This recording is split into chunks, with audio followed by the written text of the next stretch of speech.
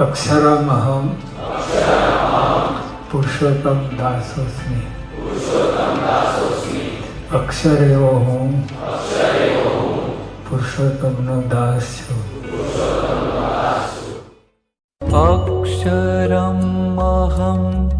पुरुषोत्तम दासोऽस्मि। अक्षरमहं पुरुषो। नारायण नारायण सबको। आज आप सब लोगों ने जो मुझे जन्मदिन की शुभेच्छा जो दी है उसके लिए आप सभी का बहुत दिल से धन्यवाद और आप सभी के ऊपर नारायण की बहुत असीम कृपा बनी रहे। तो जब बर्थडे में हम किसी को गिफ्ट देते हैं तो आप लोगों ने जब मुझे इतनी अच्छी शुभेच्छा दी है तो रिटर्न गिफ्ट में मैं आप लोगों से कुछ मांगना चाह रही हूँ आज। और वो यहाँ पर जो भी अब जुड़े हैं वो सबको अगले 3 दिन कुछ ना कुछ सत्कर्म करना है अपने जीवन में, अपनी व्यवस्था अनुसार, अपने समय अनुसार। अगर हम रोज गाय को घास देते हैं तो हमें वो काउंट नहीं करना है, थोड़ा सा अलग करना है। किसी के लिए माला कर सकते हैं, किसी को किसी प्रकार की मदद कर सकते हैं, कुछ धर्म का अलग से वांचन कर सकते हैं। तो ये 3 दिन में आपके जो भी सत्कर्म होंगे वो आपके खाते में अनेक गना आपको पुण्य प्राप्त होगा। तो संडे, मंडे और ट्यूसडे ये 3 दिन में अलग अलग हमें सत्कर्म करना है।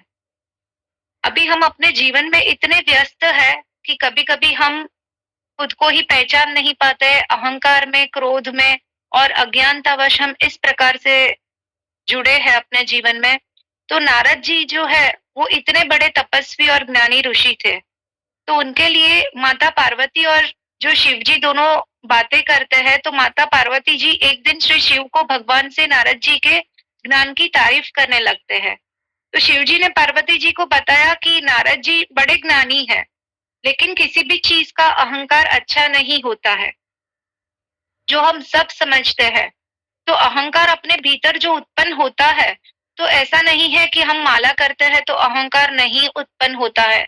अहंकार हर क्षण उत्पन्न होने वाला एक अपने भीतर बैठा हुआ शत्रु है। तो हमें हर क्षण बहुत सचेत रहना है, सजग रहना है कि कोई भी कर्म करने से पहले, मानसिक कर्म, वाणी का कर्म, शारीरिक कर्म, जो भी आध्यात्मिक कर्म है, तो उसमें कहीं ना कहीं मेरा अहंकार तो उत्पन्न नहीं हो रहा है, उतना हमें सचेत रहना है। और क्रोध के ऊपर हमें नियंत्रण करना है। तो एक बार नारद जी ने अपना जो अहंकार था उसमें कितना उसको भुगतना पड़ा। तो बंदर का उनको रूप धारण करना पड़ा। तो पार्वती जी शिव जी को पूछते कि ऐसा क्या किया कि नारद जी को बंदर बनना पड़ा। तो बोले कि वो अपने तप और बुद्धि के अहंकार का उसको एक घमंड हो गया था अपने भीतर कि मेरे जितना बुद्धि का कोई किसी के पास नहीं है और मैं जो तप कर रहा हूँ उतना तप कोई भी नहीं कर रहा है। तो वो हिमालय के पर्वत में एक बड़ी पवित्र गुफा है, वहां पर गुफा के निकट में गंगा जी बहती है। तो वहां पर नारद जी अत्यंत उनको सुहावनी लगती है, वहां के पर्वत, नदी, वन देखकर अपने हृदय में श्री हरि विष्णु जी की भक्ति वो अत्यंत प्रबल होती है और वो वहां पर बैठ के तपस्या में लीन हो जाते हैं।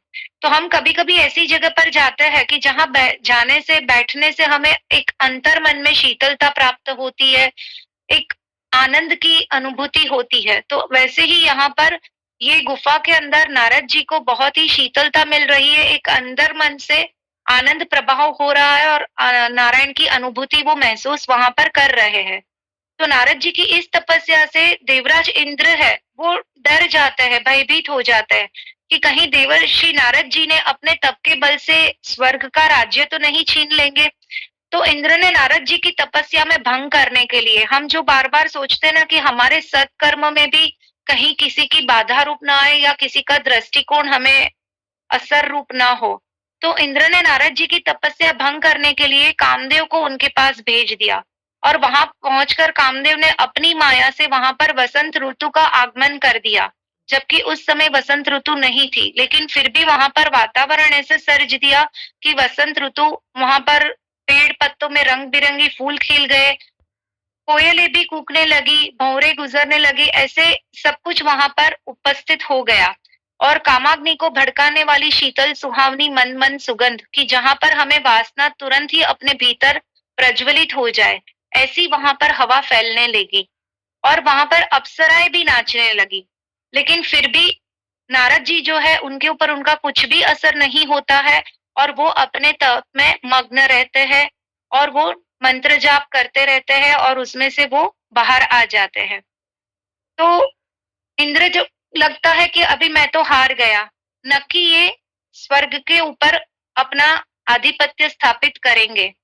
तो तब वहां पर शिव जी के पास जाते हैं, नारद जी उसको पूरी कथा बताते हैं कि मैंने ऐसे तप किया और इस प्रकार से उसमें से मैं बाहर आया, कामवन ने वहां पर मुझे इतना भड़काने का या मुझे विचलित करने का, मोहित करने का प्रयास किया, अप्सराएं भी आ गई, लेकिन फिर भी मैं वहां पर विचलित नहीं हुआ।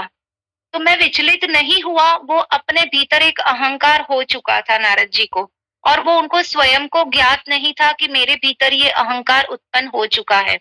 तो शिव जी बताते हैं कि बहुत अच्छी बात है, लेकिन मैं आपको बताऊं कि ये बात आप विष्णु जी को मत बताइए। तो नारद जी बोलते हैं कि ठीक है, लेकिन मन ही मन सोचते हैं कि मैं विष्णु को क्यों ना बताऊं, जबकि ये तो मैंने अच्छा कार्य किया हुआ है। तो वो उनको भी बता के ही मुझे तृप्तता होगी, शांति होगी।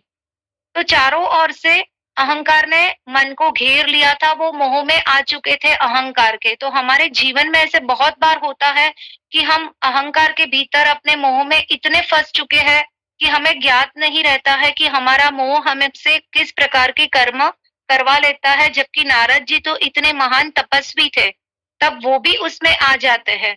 तो हम तो रोज बरोज एक साधारण मनुष्य है जो सिर्फ नारायण का मंत्र जाप कर रहे हैं और तो हमें कुछ ज्ञान नहीं है, तो हम तो इसमें तुरंत आ सकते हैं। तो नारद जी जब विष्णु जी के पास जाते हैं तो वहां पर उनका अभिमान और बढ़ जाता है और वहां पर उनको सब कुछ बताते हैं कि इस तरह मैंने इसमें से काम वासना में से अपने आप को जिताया है। तो विष्णु जी बोलते हैं कि ठीक है, लेकिन आपको अभिमान चढ़ा है। तो नारद जी वो स्वीकार नहीं कर पाते हैं कि मेरे अंदर एक अभिमान उत्पन्न हो ही नहीं सकता, इस प्रकार उनको वहां पर होता है। तो वो बोलते हैं कोई बात नहीं, आप यहाँ से जा सकते हो और नारद जी वहां से निकलते हैं। तो जैसे ही वहां विष्णु जी से विदा होकर चलते हैं तो उनका अभिमान और बढ़ गया कि मैंने तो शिव जी को भी बताया और विष्णु जी को भी बताया। इधर श्री हरि जी ने अपनी माया से विष्णु जी ने एक नारद जी के रास्ते में एक बड़ा सा सुंदर नगर बना दिया और वो नगर का नाम शीलनिधि नाम रख दिया और वहां पर एक वैभवशाली राजा रहता था। उस राजा की एक बहुत ही सुंदर कन्या थी, जिसको देख के स्वयं लक्ष्मी जी भी जो है वो एक बार मोह उसमें आ जाता था कि इतनी सुंदर कन्या है, उतना रूप उनको मिला था। तो नारद जी जब उस नगर के राजा के पास पहुंचते हैं तो उसको पूछते हैं कि मेरी कन्या के लिए हस्तरेखा देखकर आप उनके गुण दोष बताइए और कैसा उनके लिए लड़का हमें खोजना है या किस प्रकार से हमें प्राप्त होगा, उसके बारे में वो सब कुछ नारद जी को पूछते हैं। लेकिन जैसे ही वो कन्या का रूप देखता है वहां पर नारद जी भी थोड़ा सा विचलित हो जाते हैं और उनकी जो हस्तरेखा देखते हैं, एस्ट्रोलॉजी उनके जो जन्माक्षर देखते हैं, उसके बेस पे वो बताते हैं कि इनके लिए तो इस प्रकार से आपको ढूंढना चाहिए। लेकिन कुछ बातें ऐसी थी कि जो सच बतानी थी वो उन्होंने नहीं बताई कि ये कन्या अभी तो मुझे ही पत्नी के रूप में प्राप्त हो। ऐसे एक क्षण के लिए नारद जी के मन में सिर्फ विचार आया है। वहां पर स्वयंवर रचा जाता है। तब वहां पर बहुत सारे राजाएं आते हैं, विष्णु भी स्वयं एक राजकुंवर बन के वहां पर आते हैं और वो जो कन्या है वो विष्णु जी को हार पहनाती है। नारद जी को पता चलता है कि ये विष्णु जी है, लेकिन विष्णु जी अपनी माया वहां पर कर रहे थे क्योंकि उनको नारद जी के भीतर से अहंकार निकालना था। तो स्वयं अपनी लीला श्री कृष्ण भगवान किस प्रकार से बताते हैं, तो वहां पर उन्होंने अपने अंदर वरमाला पहना ली वो कन्या से और नारद जी देखते ही रह गए। तो उन्होंने बताया कि सबने वहां पर जो सभा मंडप में थे बताया कि आप अपना मुंह इस तालाब में देखे। तो जब वहां पर देखते हैं तो उनका बंदर का रूप वहां पर दिखता है। तब उनको ज्ञात होता है कि ये मेरे से गलत हुआ है और ये मैंने गलत कर्म किया है, मैं इस मोह में फंसा हूं कि कोई मेरे से शादी करे, ब्याह करें। तो ये एक क्षण के लिए विचलित होना मन में, हमारे जीवन में हर क्षण ऐसी परिस्थिति आती है कि हम विचलित हो जाते हैं और हम गलत कर्म कर लेते हैं। वापस उनको विष्णु जी के सामने वो जाके बोलते हैं कि आपने हर बार जो आप करते हो कि मैं ही सर्वश्रेष्ठ हूँ, ऐसे करके आज भी आप बाजी मार गए। और इस प्रकार वो विष्णु जी को थोड़ा सा बोलने लगते हैं कि आपको मेरा देखा नहीं गया, इसलिए वरमाला आपने अपने गले में डलवा दी है और आप मेरा इतना अच्छा देख नहीं सकते हो, मेरा दाम्पत्य जीवन बसे वो आप देख नहीं सकते हो। ऐसे करके विष्णु जी को कुछ ना कुछ वो बोलते हैं और वहां पर वार्तालाप होता है। विष्णु जी उनको बताते हैं कि आप आपका तालाब में मुंह देखिए तो आपको पता चलेगा। और अब जब दूसरी बार तालाब में मुंह देखते हैं तो नारद जी का जो स्वयं तपस्वी स्वरूप था वो वहां पर उनको दिखाई दिया और उन्हें अपनी जो एक गलती थी, वो स्वमान में अपने अंदर अभिमान आया है, वो स्वीकार हुआ कि मेरे अंतर मन में अभिमान आया हुआ है।